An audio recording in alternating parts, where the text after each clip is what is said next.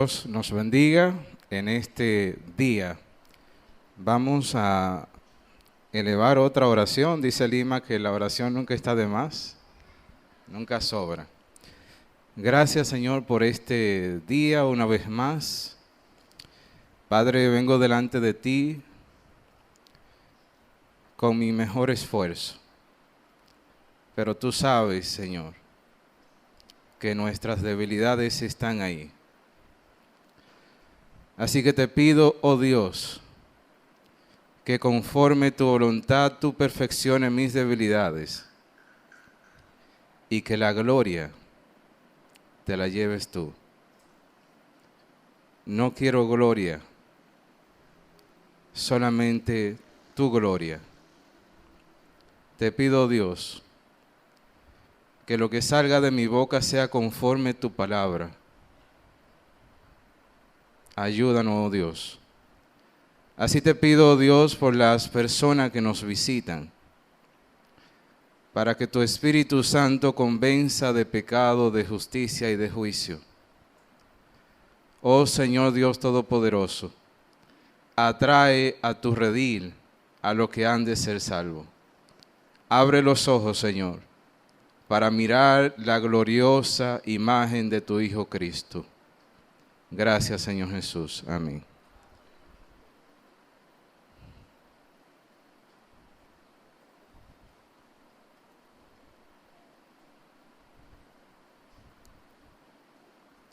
Había una vez un científico sumamente inteligente que descubrió el arte de reproducirse a sí mismo tan perfectamente que resultaba imposible distinguir al original de la reproducción. Un día el científico se enteró que andaba buscándolo la muerte. Invadido por el miedo, decidió hacer 12 copias de sí mismo. La muerte, confundida, no sabía cómo averiguar cuál de los 13 científicos que tenía ante sí era el original. Los dejó a todos en paz y se fue a meditar. La muerte regresó pronto, pues era experta en la naturaleza humana y se le ocurrió una interesante estrategia. Se dirigió de nuevo con el científico y le dijo: reconozco que es usted un genio, pues ha logrado tan perfectas reproducciones de sí mismo que realmente me ha confundido. Sin embargo, he descubierto que su obra tiene un defecto, un único y minúsculo defecto. El científico, sintiéndose ofendido, pegó un salto y gritó: ¡imposible! ¿Dónde está ese defecto? Justamente aquí, en su ego, en la falta de sencillez y humildad, respondió la muerte mientras tomaba al verdadero científico y se lo llevaba consigo. Sabemos, mis hermanos, que la naturaleza humana no es humilde.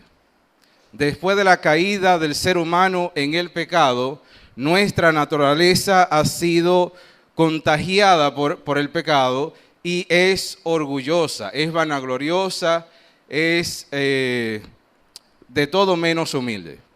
Entonces, en esta mañana quisiera yo trabajar con ustedes el tema de la humildad y por eso he titulado el mensaje Bienaventurados los humildes. Dada la fragilidad del ser humano, yo no entiendo por qué nosotros nos gusta ser orgullosos. Porque no hay nada en nosotros que podamos gloriarnos cuando somos tan frágiles. El ser humano es una sombra. La vida prácticamente es un espacio de tiempo muy limitado.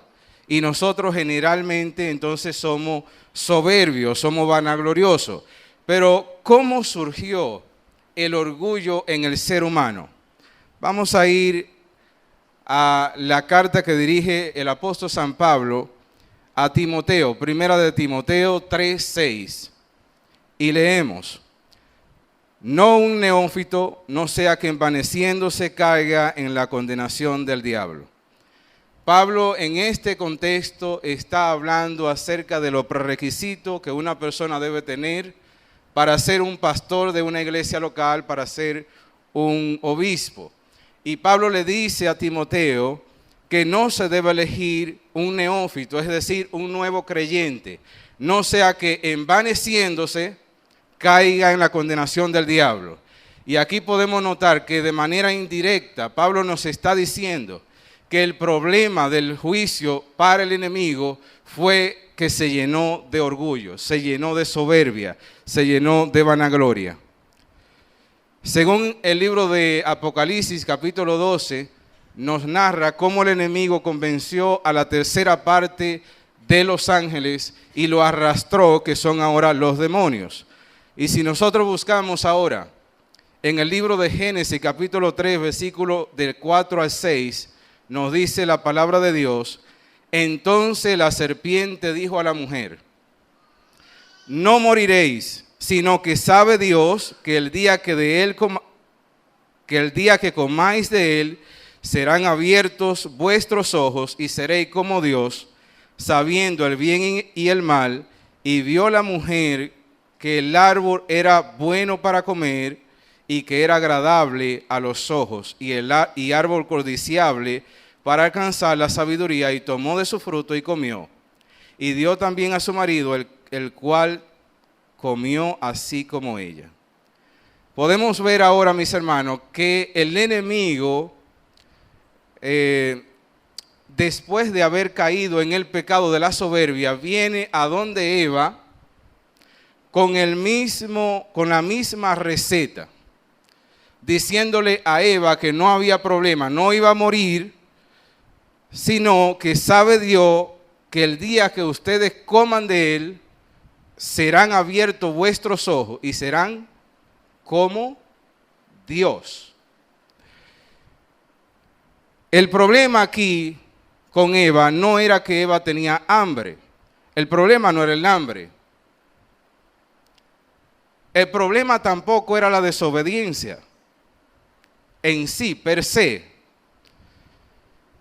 El problema de Eva fue que quiso ser igual a Dios. Y el problema del ser humano hoy día es que quiere ser igual a Dios. Nuestra naturaleza anhela esa posición de ser igual a Dios. Yo no quiero que nadie me dirija. Yo no quiero que nadie me dicte ninguna regla. Yo no quiero obedecer nada. Yo quiero vivir la vida como me da la gana, dicen muchas personas. Pero el problema es que esa vida no es tuya. Esa vida te la dio Dios a ti y Él tiene derecho a dictaminar qué es lo que te conviene y qué es lo que no te conviene. Y al final de cuentas, la voluntad de Dios siempre es la que nos conviene, pero nosotros queremos estar siempre de reverde delante de la palabra de Dios.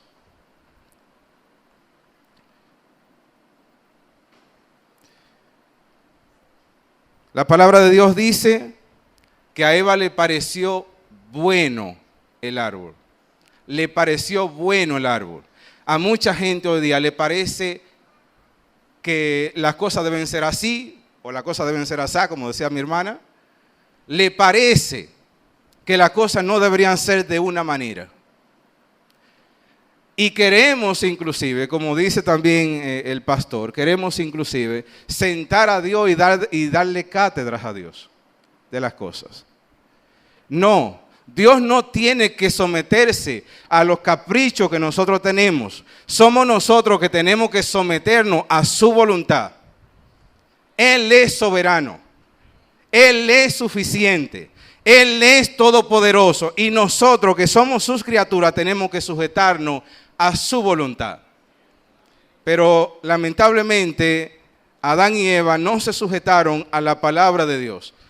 Nosotros vemos a través de la historia bíblica que ha sido el mismo problema hasta nuestros días. La rebeldía, el orgullo, la soberbia.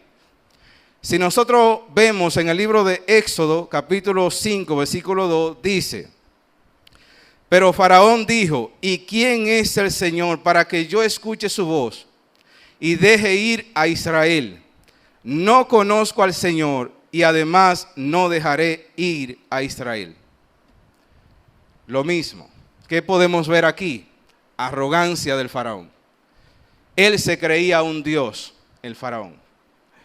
Y entonces Faraón no dejó ir por voluntad propia al pueblo de Israel. Pero nosotros conocemos la historia y sabemos qué ocurrió. En el libro de Segunda de Reyes, capítulo 5, versículo 11 nos dice: pero Naamán se enojó y se iba diciendo: he aquí yo pensé, seguramente él vendrá a mí y se detendrá e invocará el nombre del Señor su Dios, moverá su mano sobre la parte enferma y curará la lepra. Este hombre era un general del ejército sirio. Naamán era un hombre que dice la Biblia que era sumamente valeroso. Era un hombre importante en el reino.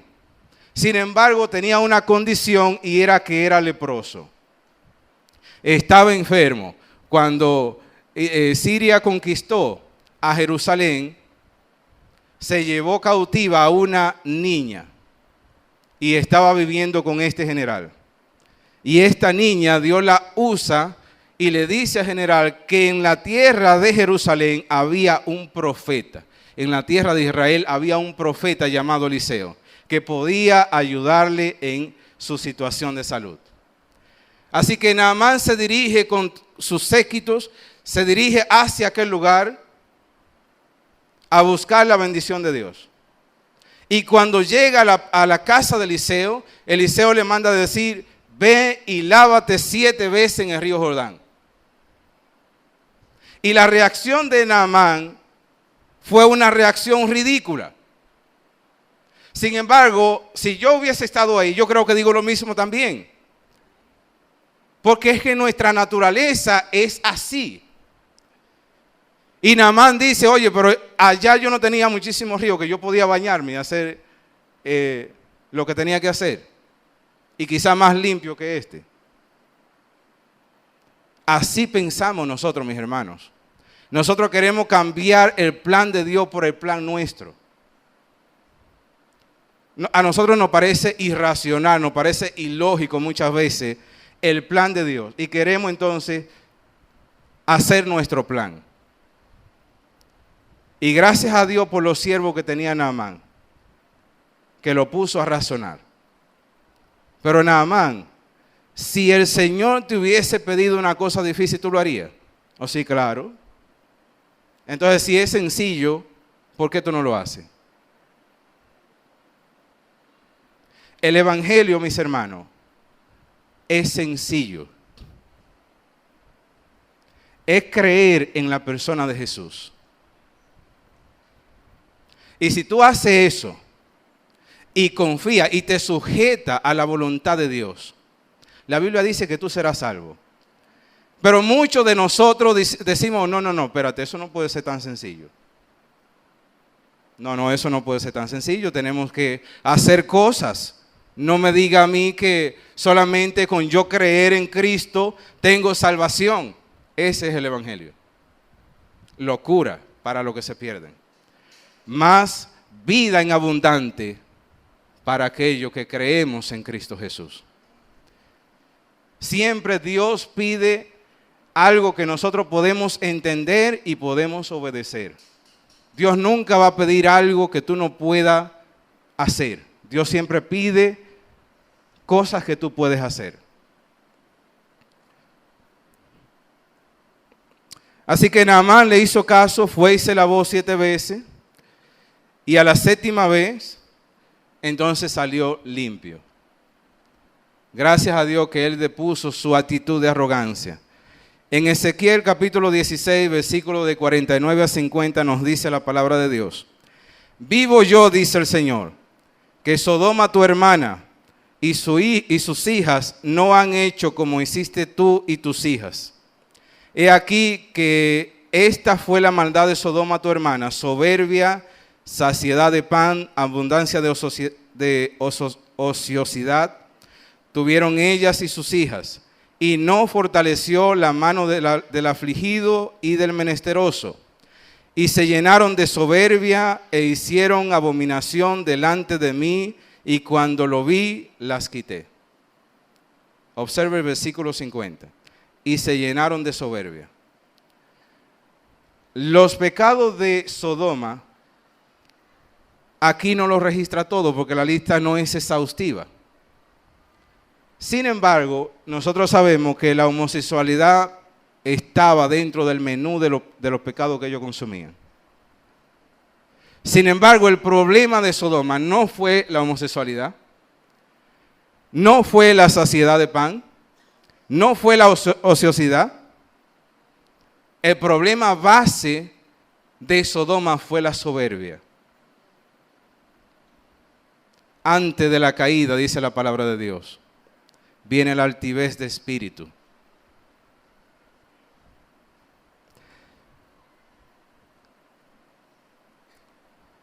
Como podamos darnos cuenta, hay muchísimos otros ejemplos en la palabra de Dios donde se nos narra que el hombre ha sido soberbio, ha sido rebelde, desde Adán hasta nuestros días.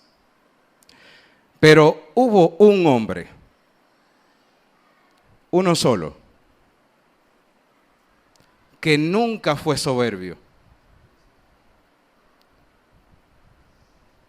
Existe un hombre que nunca fue arrogante. Y la palabra de Dios nos dice cómo él logró nunca ser arrogante delante del Padre. En el libro de Juan, capítulo 7, versículos de 16 a 18 nos dice: Jesús les respondió y dijo: mi doctrina no es mía, sino de aquel que me envió. La enseñanza de Cristo, dice él, no era de él, sino de aquel que lo envió. Cristo no dijo una sola palabra, una sola, que no fuera la palabra de Dios. Una sola palabra.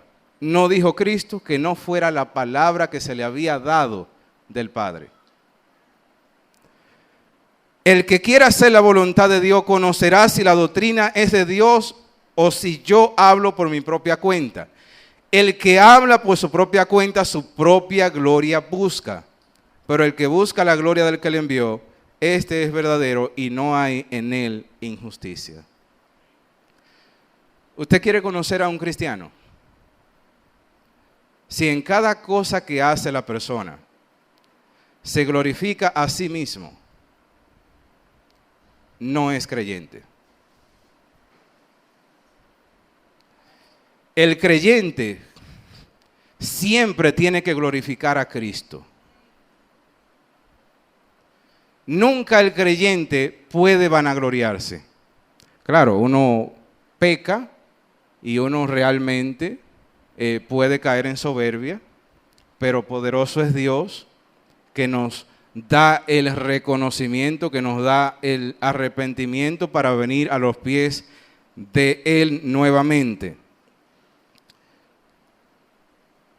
La palabra de Dios dice, el mismo Cristo hablando acerca de la humildad: aprended de mí que soy manso y humilde de corazón y hallaré descanso para vuestras almas. De manera que Cristo nos está diciendo que tenemos que aprender de Él, que Él siempre se sujetó a la voluntad del Padre, que Él siempre se sujetó a los designios del Padre, a los decretos del Padre, a la palabra de Dios. Entonces tenemos que aprender de Cristo si queremos ser humilde como Cristo fue humilde. ¿Cómo una persona puede llegar a ser humilde? Lo primero, tiene que reconocer a Cristo como su suficiente Salvador. Es necesario que nosotros quitemos el orgullo y reconozcamos que necesitamos de un Salvador. Y Cristo es el Salvador que nosotros necesitamos. La palabra de Dios dice, esta es la palabra de fe que predicamos, que si confesares con tu boca que Jesús es el Señor y creyeres en tu corazón que Dios le levantó de los muertos, serás salvo. Y en Juan 3:16 nos dice la palabra de Dios, porque de tal manera amó Dios al mundo que ha dado a su Hijo unigénito para que todo aquel que en él crea no se pierda, sino que tenga vida eterna. Es necesario que nosotros reconozcamos que Cristo es nuestra sanidad, que Cristo es nuestra salud, que Cristo es nuestra salvación, que Cristo es nuestra esperanza y que sin Él nada puedo hacer. Pero en Él todo lo puedo en Cristo que me fortalece. Ahora bien, ¿hay alguna manera de yo saber que estoy en el camino de la humillación? Si buscamos en Mateo 5, versículo 1 hasta el 5, cuando Cristo habla de la bienaventuranza, dice, viendo la multitud, subió al monte y sentándose vinieron a él sus discípulos. Y abriendo su boca les enseñaba diciendo, bienaventurados los ricos, los que tienen jipeta, los que tienen riqueza, es lo que dice. Bienaventurados los pobres en espíritu, porque de ellos es el reino de los cielos. Bienaventurados son los que lloran, porque ellos recibirán consolación. Bienaventurados los mansos, porque ellos recibirán la tierra por heredad. Queremos limitarnos a esas tres bienaventuranzas por ahora. La primera bienaventuranza, Jesús llama a los discípulos y le dice, ustedes son bienaventurados, porque ustedes son pobres en espíritu. Pero entonces, ¿qué es una persona pobre en espíritu? Una persona pobre en espíritu será aquella que no tiene ningún recurso económico o material. No, una persona pobre en espíritu es aquella que necesita urgentemente un Salvador y reconoce que necesita ese Salvador. Yo necesito urgentemente que alguien me libre del poder del pecado y de la muerte. Así que si tú reconoces eso, tú eres un bienaventurado porque tú eres pobre en espíritu. Y Jesús está diciendo, bienaventurados aquellas personas que son capaces de reconocer que me necesitan. ¿Por qué son bienaventurados? Porque de ellos es el reino de los cielos, dice Jesús. No hay manera en que uno pueda encontrarse con Cristo, entregar su vida a Cristo y ser creyente si tú primero no te conviertes en una persona pobre en espíritu. Es necesario anteponer el orgullo. Hay que cortarse el orgullo. Hay que quitar la soberbia de nuestro corazón para nosotros poder reconocer a Cristo. Porque aquellas personas que buscan la justicia propia nunca serán humildes. Nunca. La justicia propia nunca es humilde. Yo voy a la iglesia. Yo diezmo. Y yo no soy como el publicano, que no hace nada de lo que yo estoy haciendo. Sin embargo, la palabra de Dios nos dice que Jesús le decía a los fariseos, este hombre, el publicano, descendió justificado. Pero aquel fariseo que se justificaba a sí mismo, no descendió justificado. No descendió perdonado. Porque delante de su presencia nadie se puede jactar. Delante de Cristo nadie se puede jactar. Delante de Él nuestras mejores obras son como trapos de inmundicia delante de Él. Una persona entonces pobre en espíritu es una persona que ha reconocido a Cristo como su Salvador. Y es el Espíritu Santo que lo ha hecho ver la realidad de la necesidad de Cristo. La segunda bienaventuranza nos dice, bienaventurados los que lloran porque ellos recibirán consolación. ¿Por qué llora el mundo? ¿Por enfermedad? ¿Por dolor? ¿Por luto? ¿Por pérdida material? Etcétera, etcétera, etcétera. Pero no es a ese lloro que Jesús se está refiriendo. Jesús se refiere entonces a aquella persona que son pobres en espíritu. Y esa pobreza espiritual lo hacen gemir delante de su presencia. Esa pobreza espiritual lo hacen llorar delante de su presencia. Este es el arrepentimiento. Y Jesús está diciendo, bienaventurados los que lloran porque ellos recibirán consolación.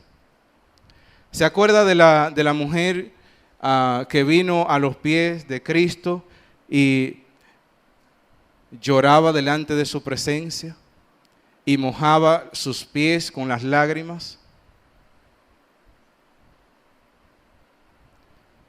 Jesús está diciendo que una mujer así, un hombre así como esta mujer, es una persona que recibirá consolación. ¿Qué hizo el Señor con la mujer? La consoló.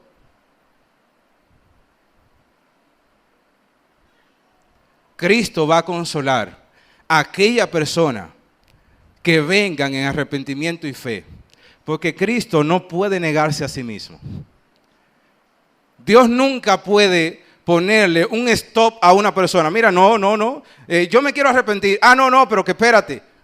No, si la persona viene en arrepentimiento y fe, Dios siempre va a abrir la puerta para que esa persona venga en arrepentimiento y fe, porque Él no se puede negar a sí mismo.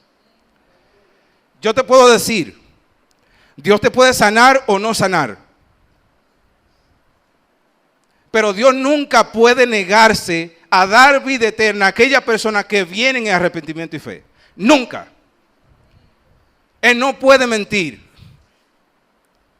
Él tiene que dar por obligación a aquella persona que venga en arrepentimiento y fe delante de Jesús. Siempre. No, yo no sé si es la voluntad de Dios. No, sí es la voluntad de Dios. Y siempre Dios va a actuar de esa manera. Bienaventurados los mansos porque ellos recibirán la tierra por heredad. La justicia propia, le decía, nunca, pero nunca será mansa. Nunca la justicia propia será humilde. Siempre la justicia propia será arrogante. Siempre habrá soberbia en nuestro corazón. Cuando nosotros hacemos algo bien, pero no es hecho en Cristo. Siempre habrá soberbia. Ahora, para una persona llegar a ser mansa, ¿qué debe de hacer? Primero, ser pobre en espíritu. Segundo, llorar delante de la presencia de Dios. Y Cristo nos dará este fruto del espíritu, que es la mansedumbre. Lo que Cristo nos está diciendo, que los verdaderos cristianos son personas mansas, y las personas mansas se sujetan a aquel que lo llamó. Las personas mansas se someten a la voluntad de Dios. Las personas mansas son humildes delante de la presencia de Dios. Dios dijo, yo hago y punto. No tengo que razonar nada más. No tengo que buscarle la quinta pata al gato. Si Dios lo dijo, yo obedezco y nada más. Así funciona. Dios dicta y yo obedezco. Así funciona. Y cuando tú aprendes a deleitarte en la extraordinaria palabra de Dios, cuando tú aprendes eso, Cristo dice, entonces tú serás una persona feliz. Entonces tú serás una persona bienaventurada. Cuando tú aprendes a deleitarte en su palabra. Jesús nos dice, bienaventurados los pobres en espíritu, bienaventurados los que lloran, bienaventurados los mansos. Si usted la puede analizar las tres están estrechamente relacionadas con la humildad. Así que podríamos decir bienaventurados los humildes. De hecho, la Biblia de las Américas, en vez de decir bienaventurados los mansos, dice bienaventurados los humildes. Porque la mansedumbre y la humildad están muy relacionadas. Por eso Jesús decía, aprended de mí que soy manso y humilde de corazón y hallaré descanso para vuestras almas.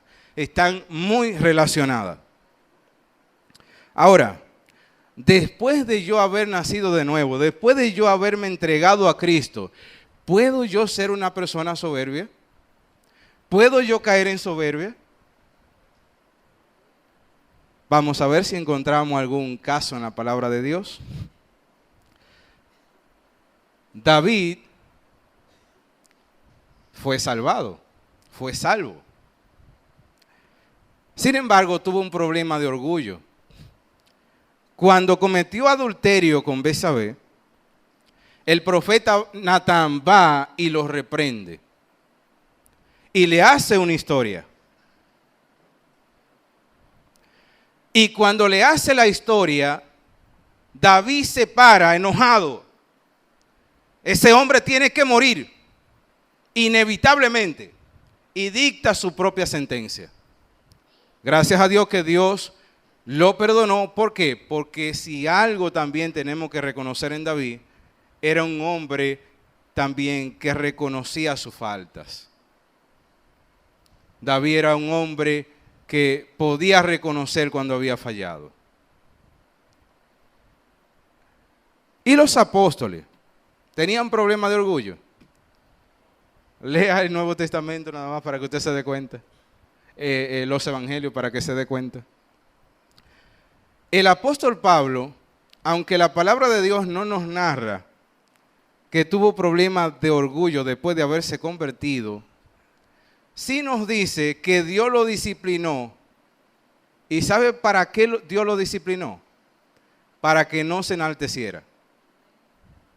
La palabra de Dios nos dice así: y para que la grandeza de las revelaciones no me exaltase desmedidamente, me fue dado un aguijón en la carne, un mensajero de Satanás, que me abofetee. ¿Para qué, Pablo? Para que no me enaltezca sobremanera.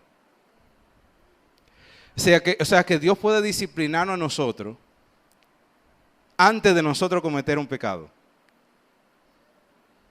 Y por eso, mis hermanos, es que a los que aman a Dios, todas las cosas le ayudarán a bien. Todas las cosas. Aún lo que estoy padeciendo en el presente, ¿es posible o no es posible? Siempre, siempre me va a ayudar a bien, aunque esto que estoy viviendo no sea un resultado directamente de un pecado específico. Siempre me ayudará bien. Así que yo delante de Dios no entro en discusiones, que por qué a mí, que si esto fue producto de un pecado, que sé yo qué. No, yo no entro en eso. Siempre que estemos en una situación de aflicción, envuélvase en que eso le va a ayudar para bien. Y cuando usted hace eso, usted más rápido sale de la aflicción. Que cuando hace lo otro se queda dando vuelta ahí, y no sale de ahí, y no sale, y nunca sale de ahí. Porque no se está sujetando a la palabra de Dios. Así que, mis hermanos, nadie de nosotros, ninguno de nosotros está exento de caer en el pecado de la soberbia. El apóstol Pablo dijo: el que piense estar firme, mire que no caiga. Dado que nosotros no tenemos en nosotros mismos nada para gloriarnos, cabe la pregunta entonces: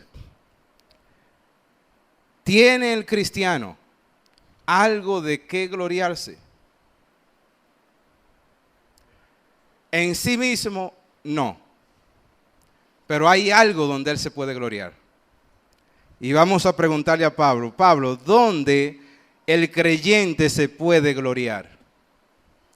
En Gálatas capítulo 6, versículo 14, Pablo nos dice: pero lejos esté de mí gloriarme, sino en la cruz de nuestro Señor Jesucristo, por quien el mundo me es crucificado a mí y yo al mundo.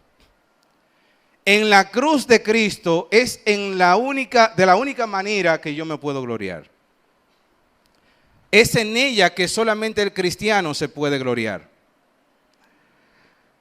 Si miramos el contexto de este versículo, los gálatas estaban siendo presionados por los judaizantes. Y los judaizantes le decían a ellos: oye, está muy bien que ustedes crean en Cristo y todo eso. Está muy bien, excelente. Pero si ustedes no se circuncidan y guardan algunos ritos de la ley de mosaica, ustedes no pueden ser salvos. Y Pablo le responde a la gente que se estaba sintiendo presionada por estos judaizantes, que él estaba asombrado de que tan rápidamente ellos estaban dejando el verdadero evangelio para seguir un evangelio distinto. Y Pablo, con un lenguaje muy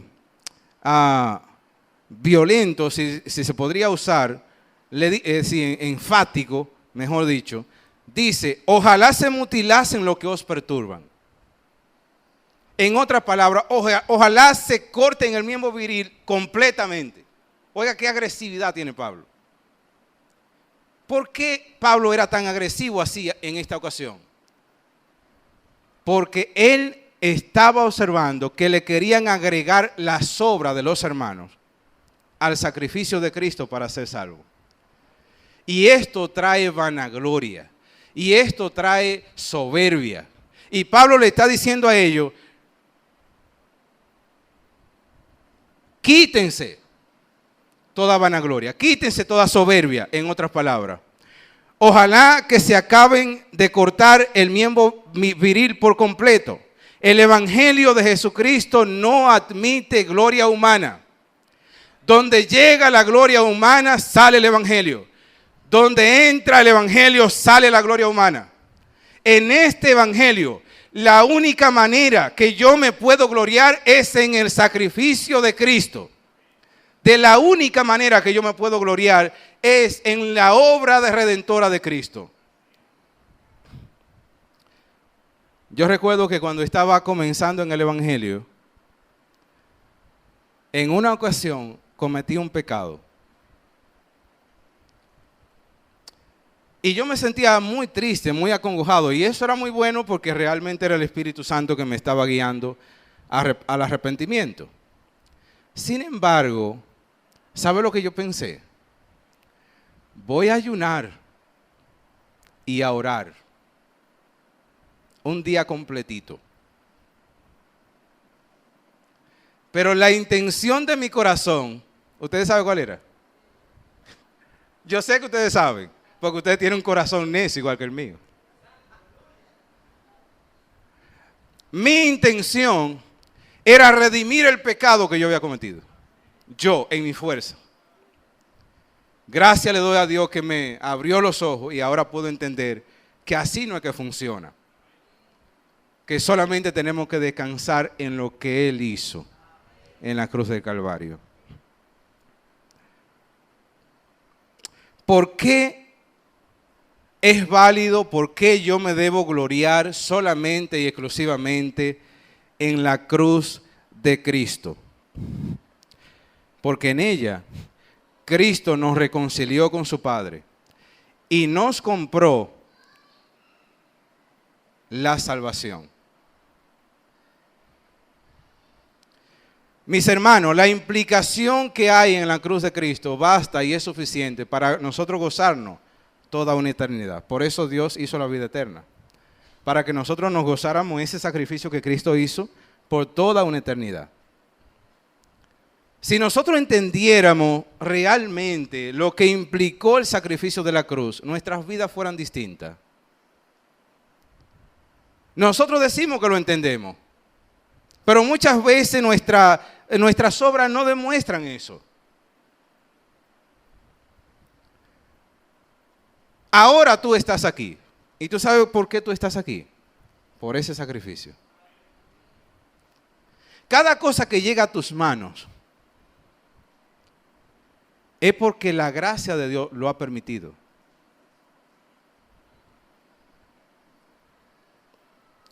Por tanto, Pablo nos está diciendo: lejos esté de mí gloriarme en mí mismo, sino en la cruz de nuestro Señor Jesucristo.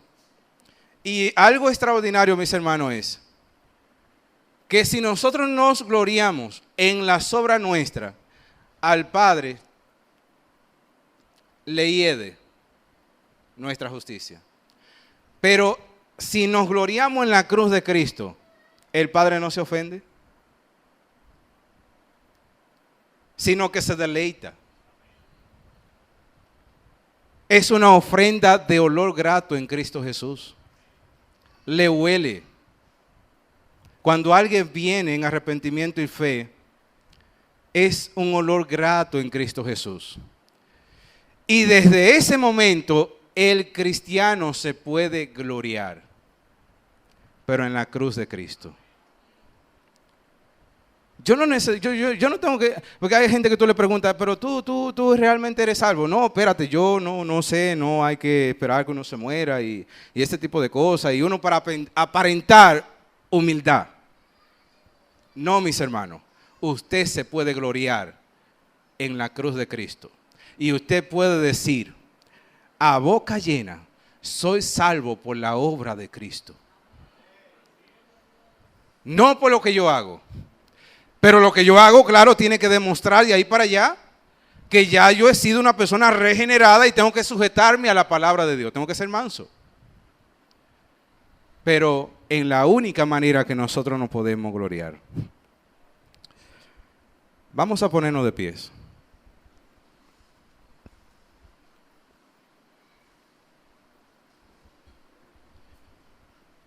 Uno de los mensajes que a mí me ha hablado más fue el mensaje que yo di aquí la última vez. Y usted dirá, ¿cómo así? ¿Cómo es posible que el mensaje tuyo es el mensaje que te ha hablado más? Sí, ese mensaje.